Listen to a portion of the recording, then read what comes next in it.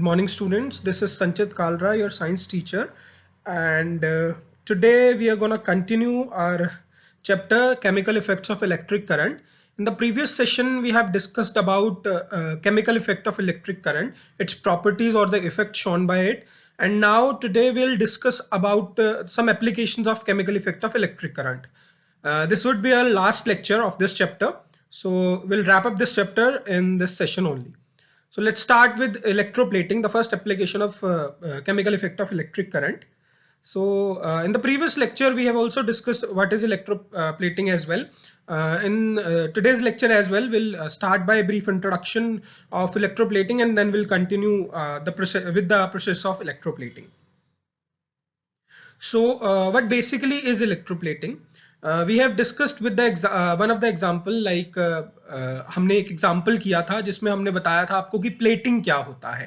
उसमें हमने डिस्कस किया था कि आप के नियर बाय आपने सुना होगा, देखा होगा कि चांदी की चैन के ऊपर लोग पानी चढ़वाते हैं सोने का. ओके, उसके ऊपर प्लेटिंग होती है. सिमिलरली हमने आपको इलेक्ट्रोप्लेटिंग बताया था. इलेक्ट्रोप्लेटिंग इज द फिनोमिना जब हम किसी मेटल को किसी मटेरियल के ऊपर डिपॉजिट कराते हैं with the help of electricity.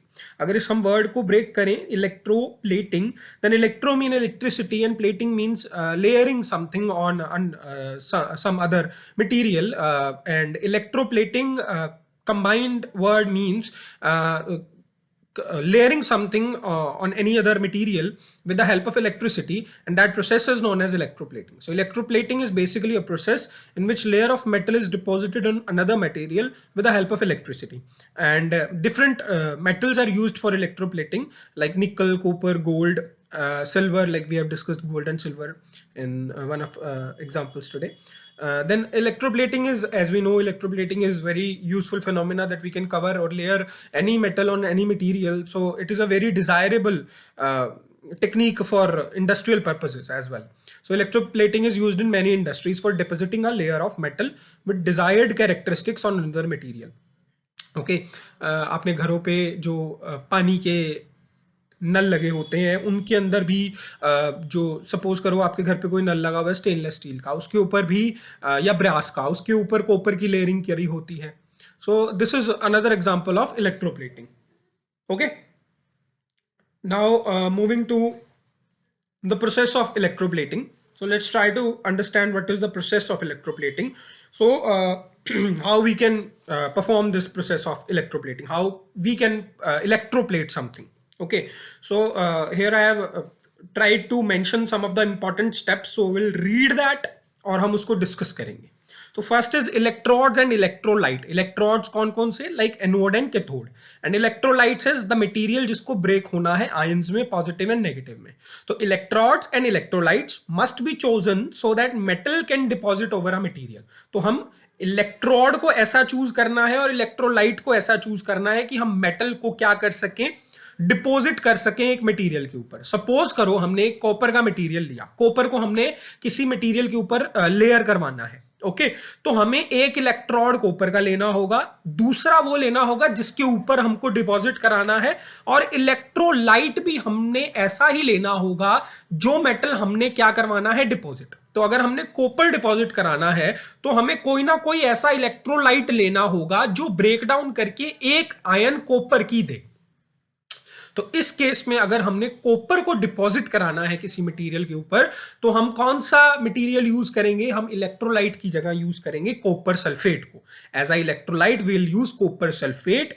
एक जो रोड होगी, इलेक्ट्रोड होगी, हम उसको कॉपर की लेंगे, दूसरी लेट से हम ब्रास की ले लेते हैं. हम एग्जांपल ले रहे हैं, या कोई भी अदर आप मटेरियल ले लें, हम यहाँ फॉर एग्जांपल ब्रास को लेके चल रहे हैं. तो इलेक्ट्रोड और इलेक्ट्रोलाइट को हम चूज करेंगे सो दैट मेटल को हम डिपॉजिट कर सके दूसरे मटेरियल पर.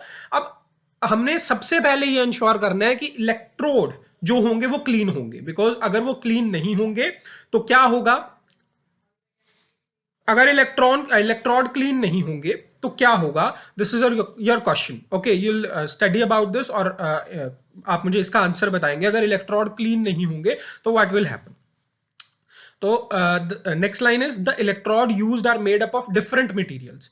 One of the electrode is the same metal of which the electrolyte solution is. The second electrode needs to be material on which we want to coat another material. जैसे मैंने आपको ऊपर बताया, कि हमने जिसको कोट करना है एक इलेक्ट्रोड हम उसका लेंगे जैसे कॉपर का, और दूसरा हम जिस पर कोट करेंगे जैसे ब्रास का। तो जिसको कोट करना है वो कॉपर का एक इलेक्ट्रोड ले लिया और जिस पर कोट करना है उसको हमने ब्रास का ले लिया। ओके, एंड जिसको हमने कोट करना है, जैसे सपोज कॉपर को कोट करना है तो कॉपर की आयन पॉजिटिव आयन बनेगी, तो हम एनोड को जिस पे पॉजिटिव चार्ज होगा, पॉजिटिव इलेक्ट्रोड होगा, उसको हम कॉपर का लेंगे, और जो नेगेटिव इलेक्ट्रोड होगा उसको हम कौन सा लेंगे, कैथोड का लेंगे।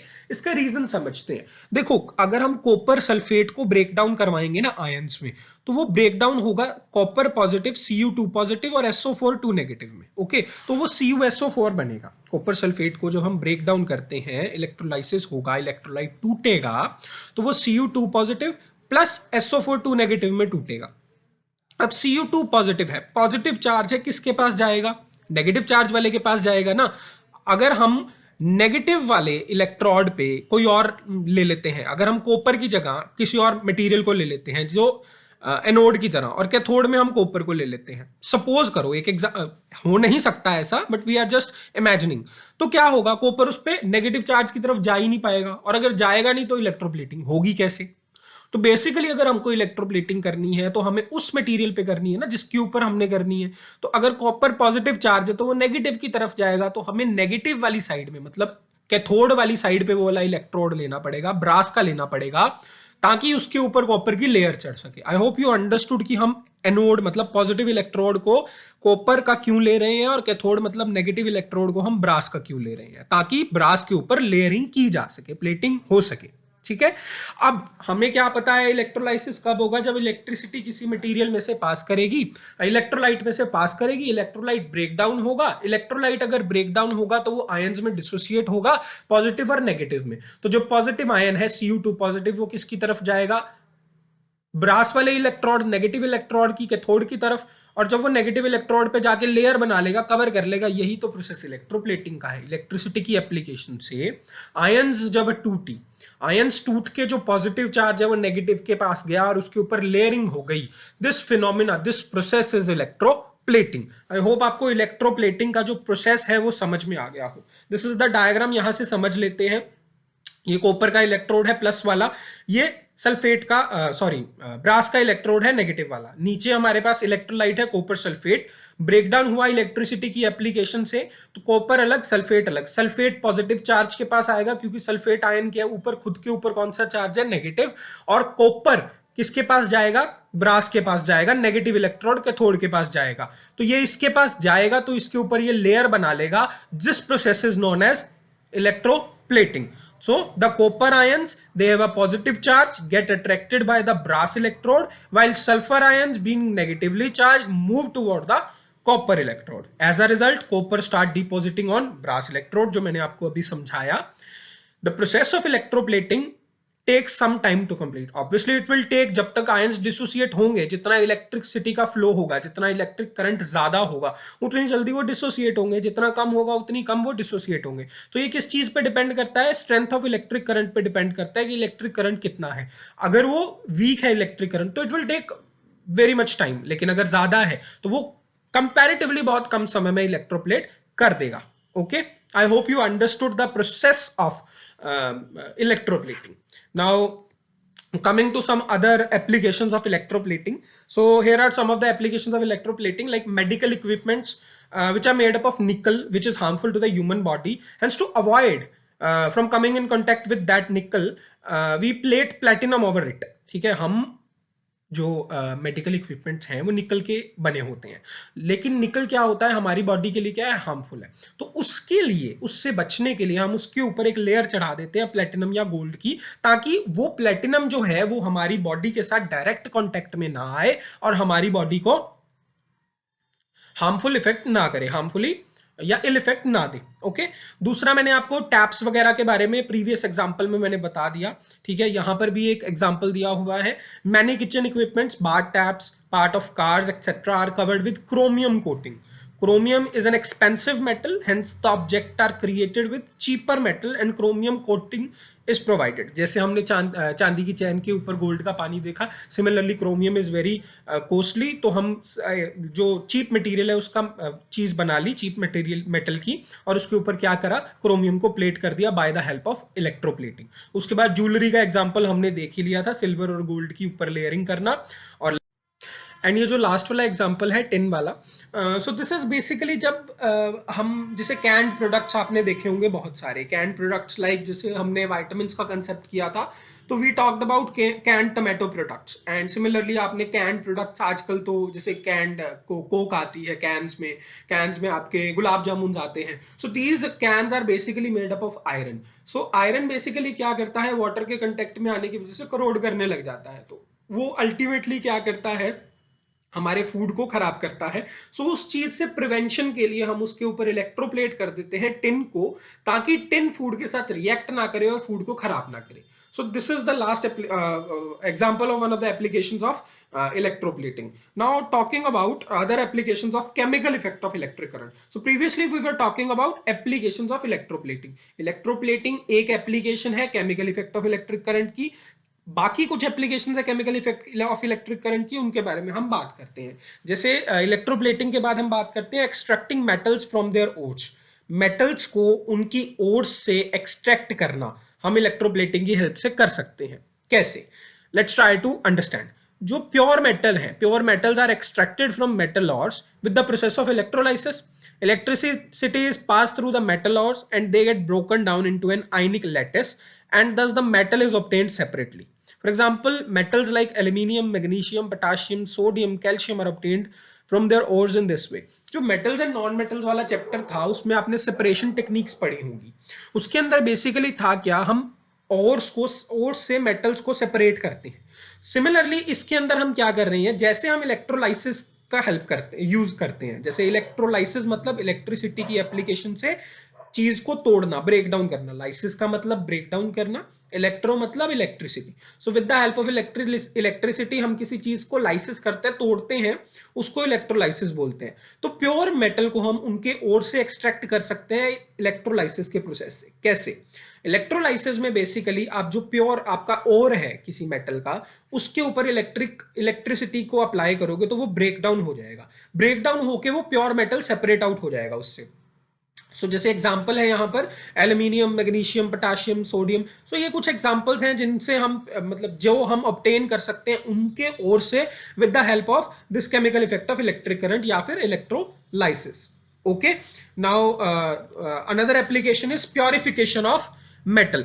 सो इलेक्ट्रोलाइसिस को हम प्योरिफिकेशन ऑफ मेटल में भी यूज कर सकते हैं. प्योरिफिकेशन ऑफ मेटल में कैसे यूज कर सकते हैं?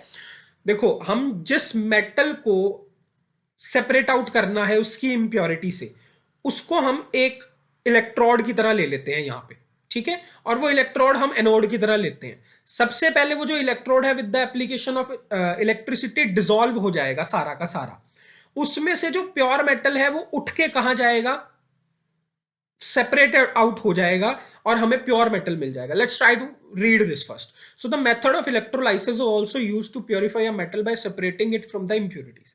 क्या होता है, मेटल इलेक्ट्रोलाइसिस की हेल्प से हम क्या कर सकते हैं, सेपरेट आउट कर सकते हैं इंप्योरिटीज किसी मेटल की, और प्योर मेटल को सेपरेट आउट कर सकते हैं. जो इम्प्योर मेटल है उसको हम एनोड की तरह यूज करेंगे which is dissolve in the electrolyte solution and that deposit on the cathode in the pure form. The impurities of metal remain in the electrolyte solution only. देखो, आपने एक electrode लिया, वो डिसॉल्व हो गया, उसकी जो इंप्यूरिटीज हैं वो सॉल्यूशन के अंदर पड़ी रही, और जो प्योर मेटल है वो दूसरे के ऊपर डिपॉजिट हो गया, जिससे हमें क्या मिला, प्योर मेटल मिल गया. तो आई थिंक आपको समझ आ गया होगा कि प्यूरिफिकेशन का प्रोसेस कैसे होता है. प्यूरिफिकेशन के प्रोसेस करने के लिए एनोड ले लिया, एनोड इलेक्ट्रोलाइसिस की हेल्प से सारा का सारा डिसॉल्व हो गया, इंप्यूरिटीज नीचे सॉल्यूशन में रह गई, और जो प्योर मेटल था वो निकल के आ गया. तो हमने सेपरेट आउट कर लिया प्योर मेटल को. एग्जांपल है एल्यूमिनियम, जिंक और कॉपर. इनको हम इस वे से प्योरीफाई कर सकते हैं. सो this is all about this chapter. At last यहाँ पर एक और लास्ट जो इसकी एप्लीकेशन है वो है डीकम्पोजिशन ऑफ कंपाउंड। मैंने आपको क्लास में भी कई बार बताया है कि जैसे हम किसी कंपाउंड को तोड़ते हैं, डीकम्पोज करते हैं, तो उसमें भी ये काम आता है इलेक्ट्रोलाइसिस। जैसे हमने क्या किया, H2O को हमने तोड़ना है, हाइड्रोजन गैस और ऑक्सीजन गैस को सेपरेट आउट करना है, तो उस प्रोसेस में जो डीकम्पोजिशन के लिए जो प्रोसेस है वो है chemical effect of electric current. इसको समझने की कोशिश करते हैं। देखो इलेक्ट्रिक स्पार्क मेथड है बेसिकली ये। Electrolysis method is used also used to decompose a compound into its constituents. जैसे वाटर को हमने लिया और इसको हमने इलेक्ट्रिसिटी अप्लाई करी, इलेक्ट्रिसिटी अप्लाई करने की वजह से ये ब्रेक डाउन हो गया H पॉजिटिव और O नेगेटिव में, ठीक है। और जब ये ब्रेक डाउन हुआ तो इससे हमें हाइड्रोजन गैस और ऑक्सीजन गैस मिली। हाइड्रोजन गैस और ऑक्सीजन गैस का खुद का सेपरेट फंक्शन है और this is a chemical change. तो हमें पता है कि यहाँ पर क्या है, इलेक्ट्रोलाइसिस की हेल्प से हमने कुछ नए कंपाउंड को सेपरेट आउट कर लिया, डीकम्पोज करके उसके ओरिजिनल कंपाउंड से गैसेस को ऑब्टेन किया, जब उसके ओरिजिनल कंपाउंड को डीकम्पोज किया। सो प्रोडक्शन ऑफ कंपाउंड्स में हम कुछ कंपाउंड्स को भी प्रोड्यूस कर सकते हैं with the help of this is not much very important. So that's all about this chapter. End में मैंने एक माइंड मैप बनाया है to understand the basis of this chapter. तो you can take the screenshot if you want. So in this मैंने सबसे पहले conductors of electric current के अंदर गुड कंडक्टर, पुअर कंडक्टर के बारे में बताया है। गुड में सॉलिड लिक्विड, पुअर में सॉलिड लिक्विड, उनमें फिर उनके एग्जांपल्स दिए हैं। पुअर कंडक्टर डू नॉट और good conductor conduct electricity. Conductors electric current को हम क्यों यूज करते हैं, इलेक्ट्रोलाइसिस के लिए। दो चीजें हैं, इलेक्ट्रोड्स और इलेक्ट्रोलाइट, जिनको हमने डिस्कस किया था। इलेक्ट्रो रिफाइनिंग के अंदर हम प्यूरिफिकेशन ऑफ इम्प्योर मेटल और जो रिफाइनिंग का मेथड, मतलब जैसे ओर से सेपरेट आउट करना, और दूसरा हमने पढ़ा था इलेक्ट्रो प्लेटिंग, जिसके अंदर हमने प्लेट किया था। और सिमिलरली हाइड्रोजन एंड ऑक्सीजन को ब्रेक डाउन करने का प्रोसेस भी हमने देख लिया। इलेक्ट्रो रिफाइनिंग इज बेसिकली जो हमने ओर से सेपरेट आउट किया था प्योर मेटल, और दूसरा हमने प्योरीफाई किया था इम्प्योर मेटल को, जो हमने देखा था। So this is all about this chapter. This is just a mind map, अगर आप स्क्रीनशॉट लेना चाहें। This is just a kind of a summary of this chapter. तो that's all about this chapter. And I hope आपको ये chapter समझ में आया होगा। And that's it. Have a nice day. पढ़िए, खेलिए। Thank you.